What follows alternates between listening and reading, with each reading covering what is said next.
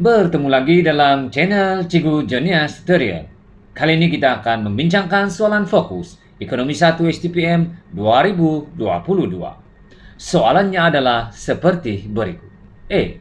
Apa itu sewa ekonomi dan perolehan pindahan? 2 marka. B. Dengan berbantukan gambar aja, bandingkan bahagian sewa ekonomi dan perolehan pindahan jika 1. Penawaran faktor anjal 4 marka.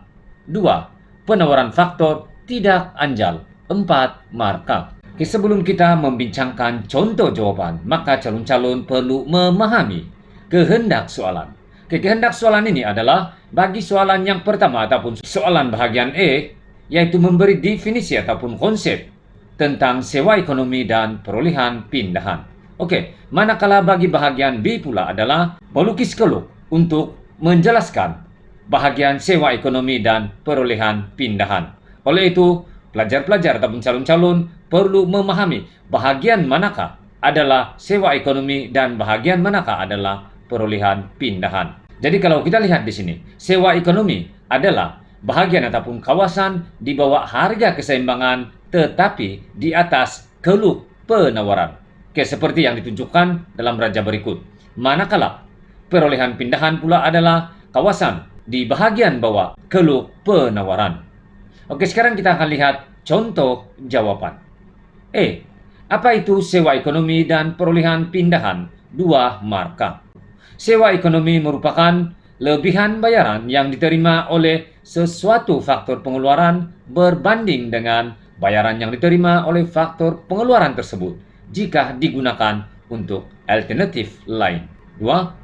Perolehan pindahan merupakan bayaran minimum yang perlu dibayar kepada sesuatu faktor pengeluaran untuk mengekalkan faktor pengeluaran tersebut bagi kegunaan sekarang. Sekarang kita akan bincangkan bahagian B, yaitu dengan berbantukan gambar raja bandingkan bahagian sewa ekonomi dan perolehan pindahan jika 1. Penawaran faktor anjal.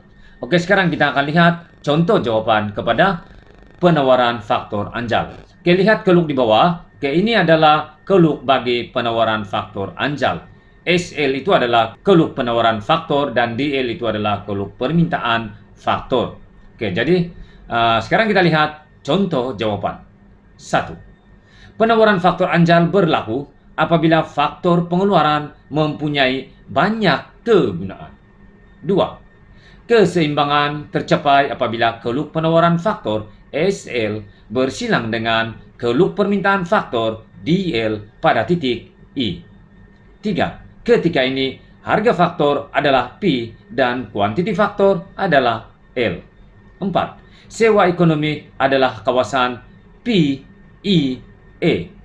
Manakala perolehan pindahan adalah kawasan O, L, I, E.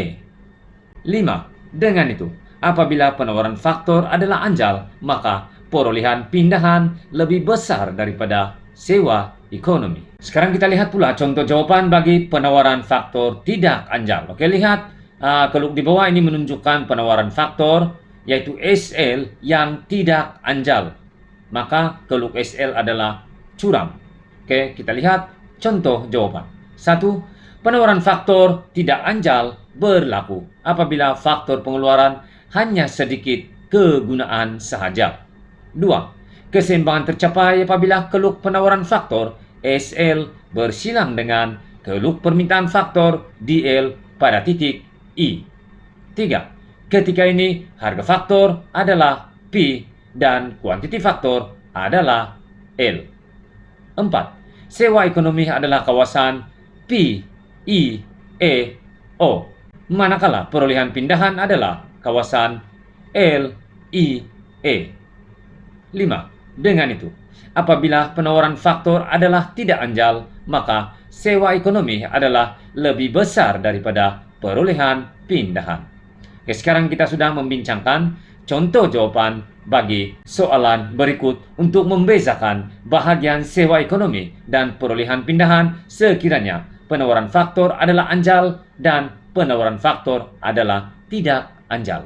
Oleh itu, sekian pertemuan pada kali ini dan kita akan bertemu semula pada tutorial yang akan datang untuk membincangkan soalan-soalan fokus yang seterusnya. Sekian dan terima kasih.